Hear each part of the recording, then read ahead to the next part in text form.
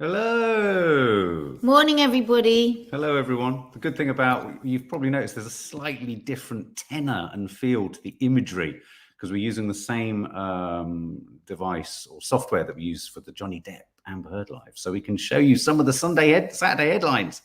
Yeah. Oh, God, I'm exhausted. What a week, babe. What a week. God, so tell me. We've been working in different places and doing different things, haven't we? Last night, I came home from work, went for lunch with some of the guys after work, had a few drinks, not loads, just a few, came back, had a calm because I felt really anxious. Lots of things were going on yesterday. I fell asleep from 8:30 to 8:30 this morning. Well, last night, late at night, as we were ordering McDonald's, the girl said, is Mum all right? You had McDonald's without me. Hang on a minute. We were all kind of on eggshells because you'd just gone quiet. There was no... Why were you on eggshells? Well, we'll explain, because then we were ordering it and Maddie and Kiki looked at me and they went, we can't not order Mum something. She'll go fucking nuts if she wakes up. And there's no... I said, no, you're right. We're going to have to order something. So we ordered something. And then you didn't get up.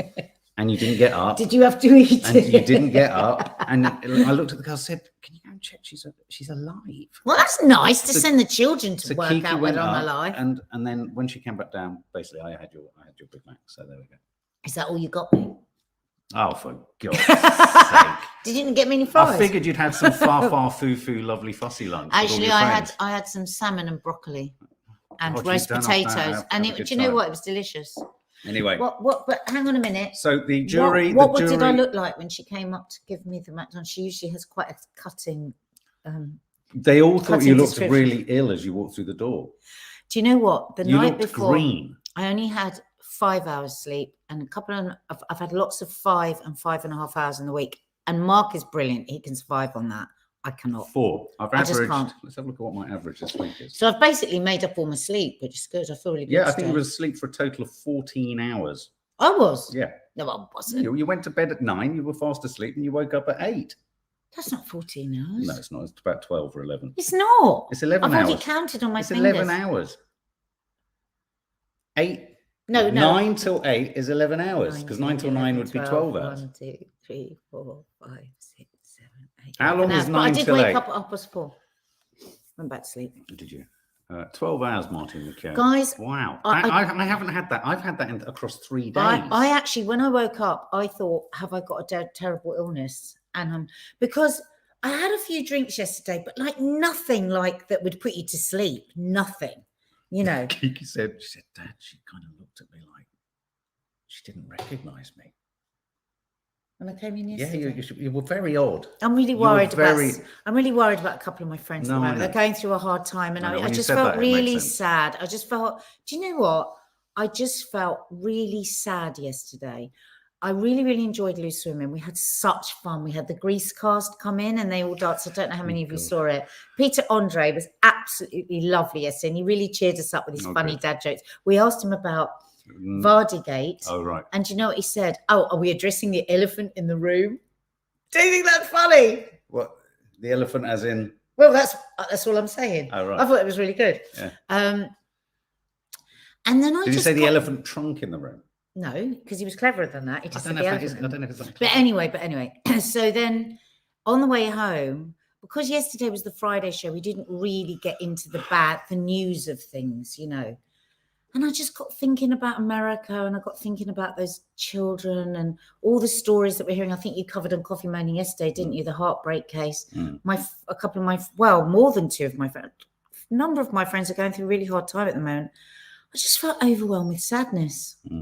I was so worn out by Boris and him yesterday doing what he did. And I just thought, I went into Kiki's room and I did the sort of obligatory, Mum, how are you? And she went, well, I'm all right. You know what teenagers like. And I just thought, right. I just went, all right.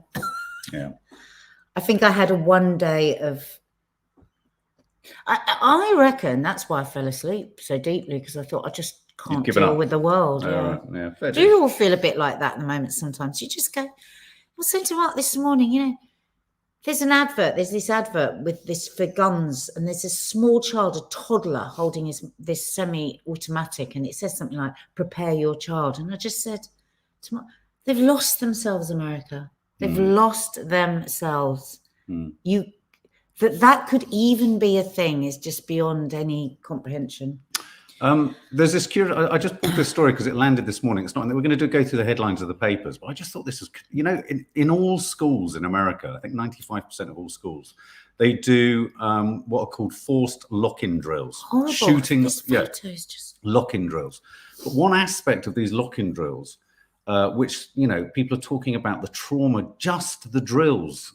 Traumatic. Totally how traumatic they are for children. Just doing these active shooter drills, they're called.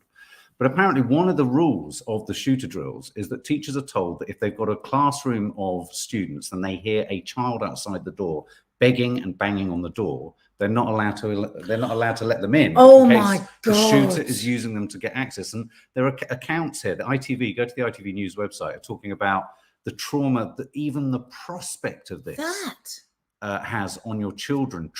Going through a shooter drill. I mean, can you even get your head around having to do an old friend of mine in LA posted something online the other day saying she just doesn't want to take her kid to school. I'm not surprised. I bet there was a lot of kids kept off school. Just horrendous. It's like they need, either they need a permanent police presence. We had at my secondary school one of the first kind of weapon metal detectors because one of our headmasters was threatened at knife point, or a deputy head was. And they brought it's in like those... they need a permanent police presence. Well, the police force in America is woefully inept, it seems. But why can't they have a secure system where you just can't get into a school unless you're X-rayed? But also, why don't they have a secure system where the doors are locked? Yeah, you go into the classroom and then the doors are locked. But I suppose if you've got an automatic weapon, you can just shoot all the windows out. Yeah, but at least that could... anyway, all sorts of terrible stories coming out. It's just horrific, it's still coming out about the order of events, when they went in, should they have gone in, and all that kind of stuff. Apparently, it's called gun on gun, and they didn't have gun on gun, so they didn't have the equivalent to the 18-year-old boy that was able to buy this. If they didn't have a gun as good as his, so that's why they couldn't go in. MeTube says some school districts in the USA have their own police force. I know, I've heard that. Some universities and colleges and campuses have their own campus police. Everything's kind of... When are they going to start dealing with the root cause here, the mental health fucking crisis? Yeah, no, I agree. Okay, so headlines. I'm gonna kick off with this. Oh no, I'm not. I'm gonna kick off with this. Fury as PM changes code of conduct to save his skin. Nadia, I sent you this yesterday, and I thought this would enrage you. So this is so Boris Johnson has been accused yesterday of changing the ministerial code to save his own skin. He's facing a barrage of criticism as he's changed the rules around ministerial breaching of codes of conduct, so that they can't be fired, they don't necessarily lose their job, and they could just apologise. They've rewritten the foreword to the ministerial code, removing all references to honesty, integrity, transparency, and accountability. Is everybody angry about this? How more transparent can this man be?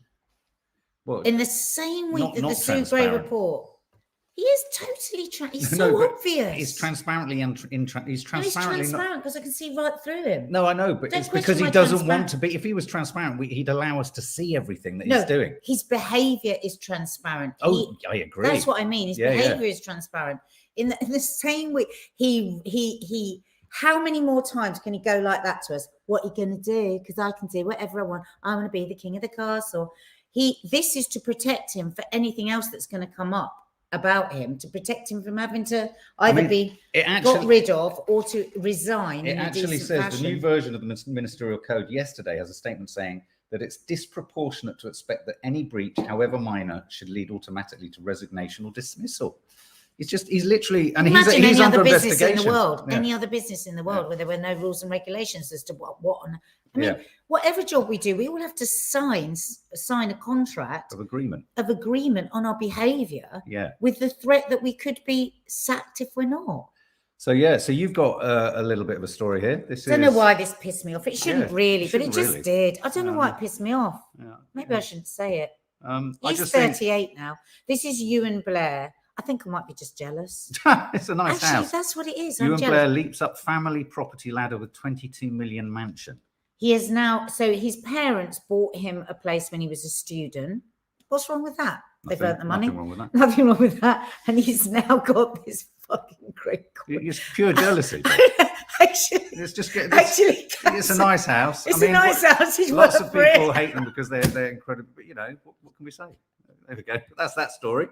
Well, let's just have a look at the nice house.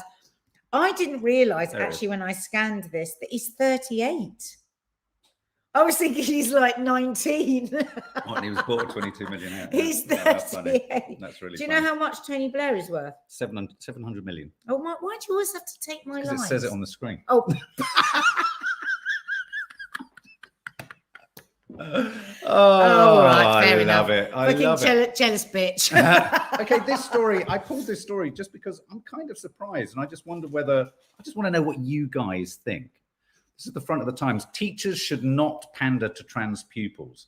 The Attorney General calls for a firmer line on gender in schools. In an interview with the Times, she says that their school teachers need to take a firmer line and suggest that some schools are encouraging gender dysmorphia by having an unquestioning approach. This comes up a lot these days. It's difficult, doesn't it? this, isn't it? It's What do difficult, you this. think, guys? I wonder whether that could be the case preschool or, under the age of 11, 12. But I think once you get beyond 12, it's an incredibly complicated sort of passage, isn't it, in life through there? I mean, that's where you're doing all your discovering.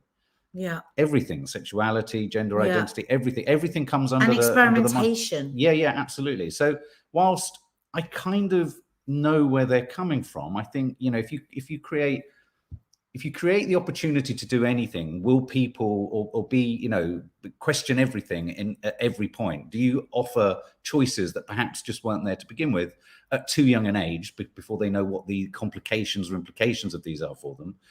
Or thank you, Melanie. Or it's gender should you- dysphoria, not dysmorphia. gender dysphoria. Oh, sorry, did I misread that? Thank you, Melanie. So I don't know. I wonder whether she quotes J.K. Rowling as well. And I wonder if this is a bit of a kind of pushback and a rollback against, I think there's a sense and there's a feeling that the trans lobby has become too powerful around issues in schools.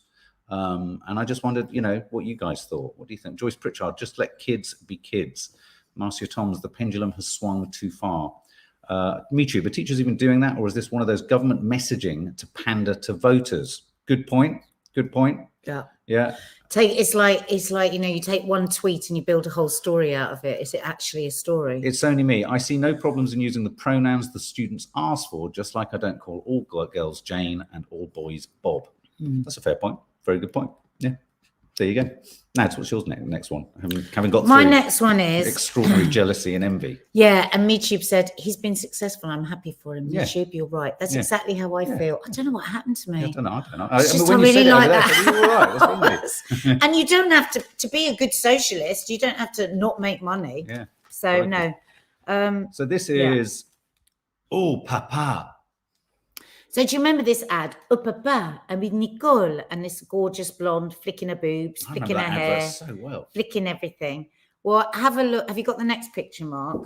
Which This one, the main picture. Yeah. So this is the new ad, and they are actually a real life father and daughter. Is that Nicole? That's Nicole. Her name is actually Nicole. Oh.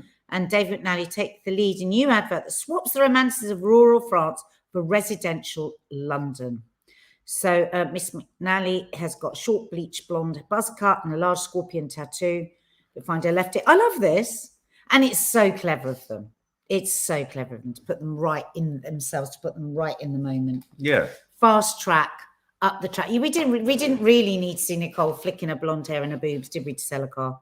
We're past that. I think so. I think you're right. So a very modern Renault ad. Here, there good for you. Yeah, no, I remember that advert very well. Papa. Oh, papa.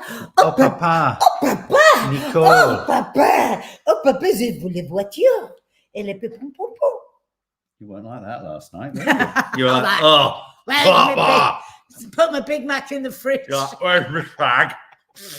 Gonna go and have a sleep. Okay. Right now, we all know how much I love the Daily Star. And relax. These are the images. Half-term getaway hit by road and airport chaos. Glad we're staying at home. EasyJet cancelling flights, airport hell. Look at that traffic. I mean, that's just something you just don't want. And now, of course, the papers always take the worst photos. I'm even editing a vlog where Nadia heads off to see Kay and Jane, and you see queues, and just because there's a queue, it doesn't mean that queue isn't moving quickly. So, but yeah, half-term getaway. That was the Easter chaos, and they were saying it was going to be absolute hell. And I got to the airport. Yeah. And it was very, very busy, but it was so organised. I absolutely flew through. I was there bloody hours with hours to hang around. Yeah. It's really annoying. What's your next story, Switchy? Right, okay, you've got to bear with me. Do you like this? Do you like what we're doing here? We've got pictures going, babe. Can you bear with me a bit with this, because it's quite a complicated story and I only scanned it. So bring the picture up. I'm going to bring up the page. Bring up the page. Bond villain. No, it's Met's disgraced former police chief swaggering on Cannes carpet. Now, if you wonder what Cannes is, that's the Cannes Film Festival. So there's glasses, 835 quid. His Cartier belt, between 465 and 2,000. You're just jealous again. No, but listen. What's so this was no. This is quite serious, actually, Mark. Okay. This was an absolutely the most high-ranking police officer to have served time in Wandsworth prison. Right. This man is a con man. Right. Right. Hang on, just 1 second. So former senior Metropolitan Police. Oh, hang on a minute. I did say bear with me. So he's disgraced former Scotland Yard commander Ali Desai, who's twice jailed for framing an innocent man. Oh my twice. God. Okay, look at him on the Cannes carpet now. Yeah. Right. Apparently, we should all go and look at this. There's this. He owns. Wait for this. He's sole director of Covert Security Limited. He's got a security company. Wow. And he's on the Cannes red carpet. Who's he with? That's his wife, absolutely dripping in jewels. Shy Desai. Yeah. Oh. So he's they're in the Ritz Paris. They're stinking rich, rich. And apparently, I want to go and look at this, a promotional video of his where the whole of the actual truth of what's happened of his life has been airbrushed. Founder and chairman of UK-based Covert Security Limited. So basically, they're saying this is basically he's a criminal. Right. He's a criminal in a uniform. He's on a red carpet. That has made an absolute fortune. Right. And now runs one of the top security companies. And I wonder how many of these A-listers, maybe that he's doing security for, even know that. And I just thought, this is like a movie. Yeah, it is. It is. There you go, guys. Wow. I'm trying to pretend you're interested. No, I am. You're trying to say my story is shit. No, not at all. And you went, and now he's on a red carpet. No, you no, did. no. You did. You demeaned my story. No, I did not. I didn't mean it to sound like that. I'm just aware. We've got so many to get through, and we're 15 minutes in. Can you say it's an amazing story? It's an amazing story. I haven't got many more stories. No, I know. That's why I want to trot through a few of my... You're just going to sit back like an annoying person. I'm not playing. God, the stresses I went to get her photos, pictures up. Right, this is a good one. An important one. Bowel health warnings on lavatory rolls. Okay, go back to us now, because it's not a very pretty headline. No, I'm just showing it so they can read it once. Fuck, it's no wonder she's called Her Royal Highness. Bowel health warning on lavatory rolls. Marks and Spencer's are going to add information about the signs of bowel cancer on its toilet roll packaging in a move inspired by Dame Deborah James. The supermarket will introduce the change from September and make a 50,000 donation to bowel cancer.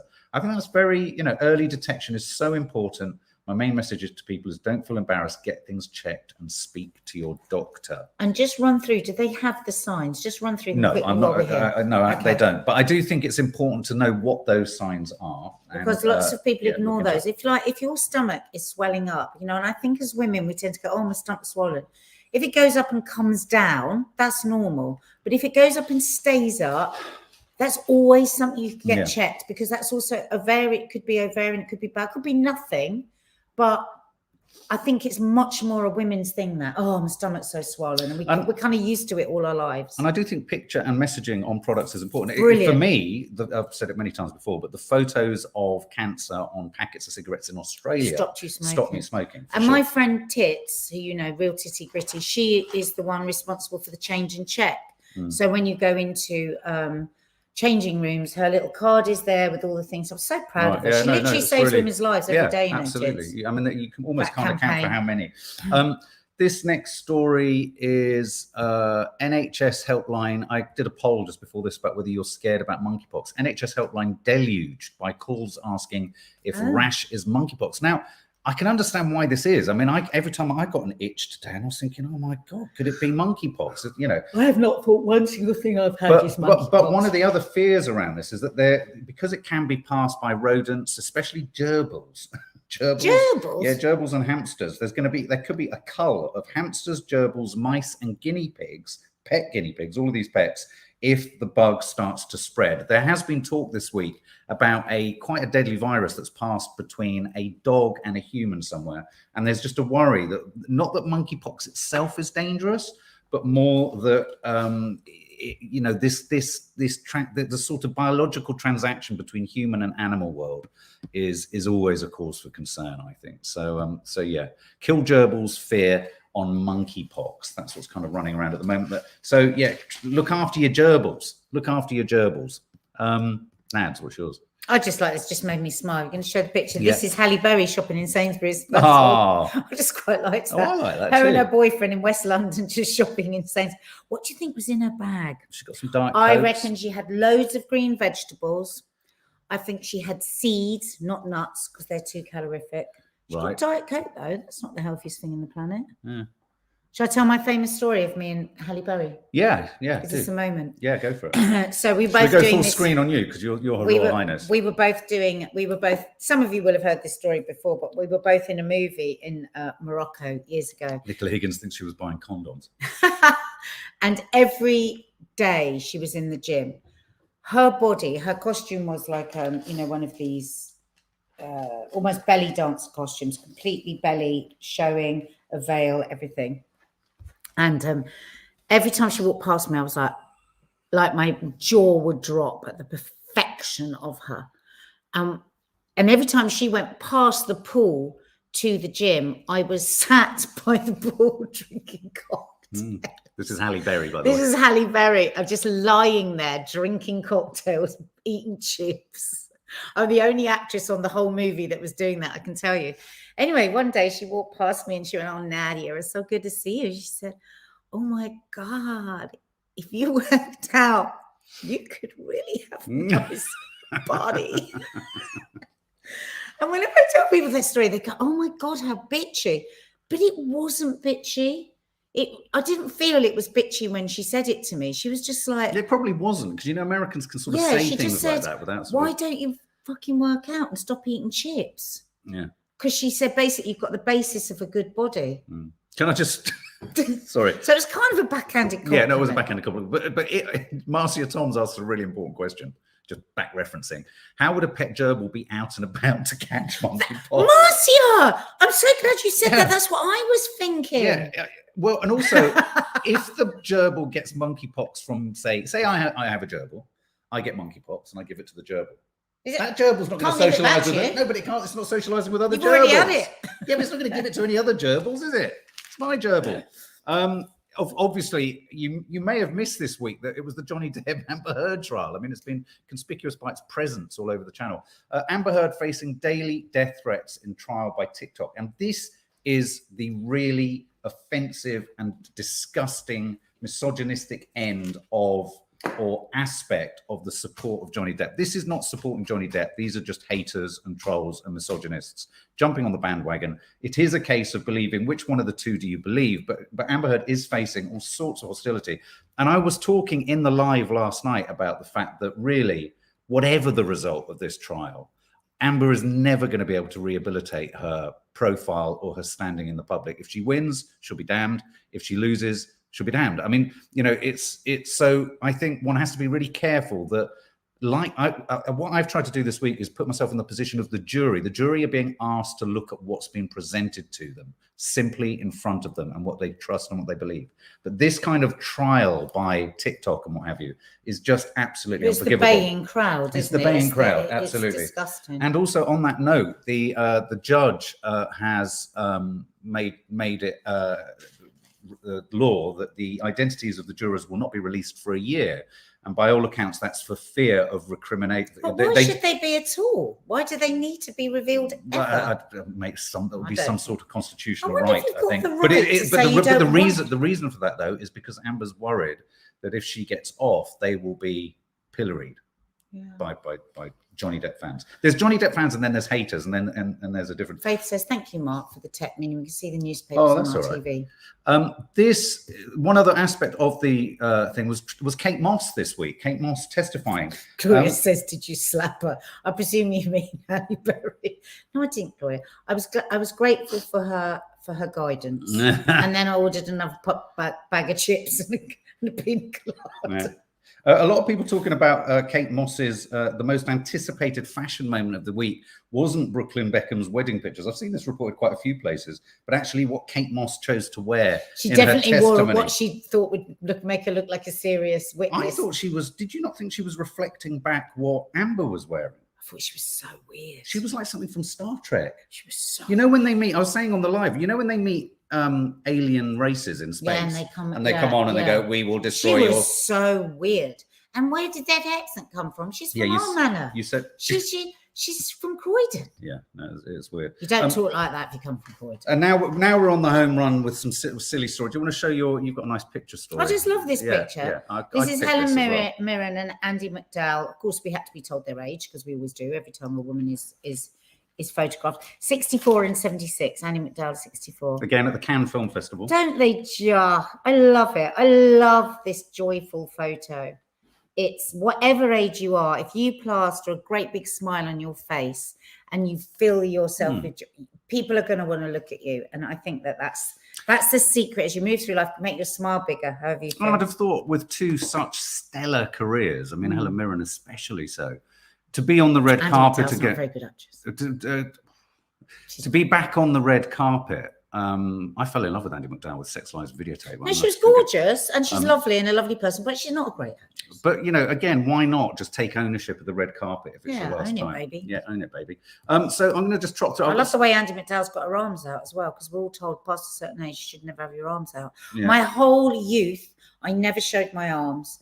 And now that I've got a bit of a baggy arm, sorry, Mark, you might hate it that I show my arms, and a bit of the skin, I just now, at the time that my arms are probably at their worst, I now have the courage to not be hot and be wearing a long sleeve thing when I'm hot and wear a short sleeve thing. It's just, if you are a younger person and you're already hiding your arms, get your arms out this summer, because other people don't notice it in the way that we do. We're our own worst nightmare. Okay, well, there you go. It's a Brit of a gold rush. This chap, George Marshall, I love what this guy's doing. He's going to spark a gold rush because he's going to hide thousands of pounds worth of his own gold nuggets around the UK. He's going to put 36 small oak caskets in woods, forests and fields. He's going to give out clues on social media to help locate the pots, and each one is going to contain £750 of Scottish gold. All finds he's decided to share. He's a chef in Glenshee. I came up with the idea during lockdown. I saw it as a way to get people back into the countryside for an adventure. Don't you love that? And it reminds me in the 70s or 80s, do you remember there used to be that sort of hare hunt where there was the golden hare or the golden egg that everyone would go hunting after? Lovely. Isn't it? Altruism. Yeah, isn't that lovely? Wow. Yeah. More good people than bad people. Fang Club, Guinness Book of Records, a record number of vampires all brought together in one abbey ruins. 1,369 Draculas came together. I presume it's in Whitby, Whitby Abbey. Apparently, someone here comes from Whitby, and they apparently say there's all sorts of vandalism and bad behaviour courtesy of vampires. They head along and they cause all sorts of trouble. Because if you get a whole group of people together who've a shared passion, you get booze, and when you get booze, you get. Yeah. I want to know what you make of this, Nad. Strawdellies. Are you Rogan joshing? A chef wants to serve up a curry for Wimbledon. No, it was there. Oh. A chef wants to serve up a curry for Wimbledon made from strawberries. No, not interested. What do you think, guys? I don't like black pepper on strawberries. I don't like vinegar on strawberries. I don't even like cream on strawberries. Really? No. You don't like cream? The only thing I like on strawberries, though I never let myself do it, is sugar. Wow. When I was a kid, strawberries were always served with a sprinkle of sugar on them. I love it like that. Yeah, I know what you mean. But, no. I love this. This is a fantastic headline. Liam, I'm up for hip hop. Hip hop. Do you get it? Oh, is he going to do it now? He's now decided. Yeah, it's so painful. He's enacted a huge U-turn, and he's going to have a hit. I love the way in which. A few weeks ago on Coffee Moaning, we were talking about the fact that he needed a double hip operation and he wasn't going to have one because he thought it was sad fuck. Yeah. And we were like, well, it's not. He's going to end up with a Zimmer frame, so he must have ended up with a Zimmer frame. This one is fair. Very young to need a double. Well, but it's all that kind of. I'm amazed. Bez doesn't it? Yes, mad for it. Mad for it. It's fair cop for nesting gulls to seize police car. You saw this, didn't you? Photo picture. Force told. It's fair cop. So these are rare nesting herring gulls, which, due to the Wildlife and Countryside Act of 1981, can't be removed from the nest on top of a police car. So they can't use the police car, and they're having to leave the seagulls there. I don't know how they've had to cordon off the police car because I don't know how local people will feel if you're right there, Don. Sorry, just my feet are cold. If a local crime sort of happens, and it's because, what do you say? The herring gull was on my car. I've also got, here's another photo of Andy McDowell and Helen Mirren. That's a lovely photo as well, isn't it? Yeah, stunning. Look, they've clearly joyful. At the Carlton Hotel just before, they've obviously said to each other, do you know what, darling, let's just fucking go for it. When are we going to be here again? The fuck? When are we Don't going to be give here a again? fuck. Exactly. And another lovely photo. Look at that. Buffalo chasing a lion. I don't know. Wow, they're getting them back. Just love that. Hey, guys, actually a really nice series. Oh, what channel was it on? But it was Wild Baby Animals, and we just watched one episode after another. Lion cubs, then elephants. Oh, it was just, it was the most lovely escapism. Yeah. Look, everyone agrees with you. Curry with strawberries. No. 91% say hey, come on, who's your 9%? Come on, explain yourselves. Yeah, so maybe someone likes that. Just adventurous. I like pineapple on a pizza. But you say it's a no, don't you? For those of you that aren't in the members area, Lisa bought me these. Look, from Sainsbury's. Can you see them? No, go back a bit more. She said they're a £5. They were on Lisa Loves. Can anyone remember how much she said they were? They're two from Sainsbury's. Oh, they are so squishy and so comfortable. Nice. I think they were. Can anyone remember? I think they were a £5. They were so cheap. So, guys, it's the No Name Sunday shows tomorrow. Teddy really wanted to be in it, and he can do it tomorrow, so that's good. I think Lisa's also available for tomorrow, and there's going to be a members live later today at some point. We will give you good notice. It's been a very choppy week because of all sorts of exciting things in the middle of the week, and also for me, Johnny Depp and everything in the evenings has gobbled up my time. But guys, you're always on our minds. Yeah, guys, stay safe. Subscribe if you haven't. Go and check out last night's live. We're obviously we're waiting with bated breath. We won't hear the judgment on the Johnny Depp Amber Heard trial until at least Tuesday, because I believe it's a long bank holiday weekend in America. It's Memorial Day weekend, isn't it? So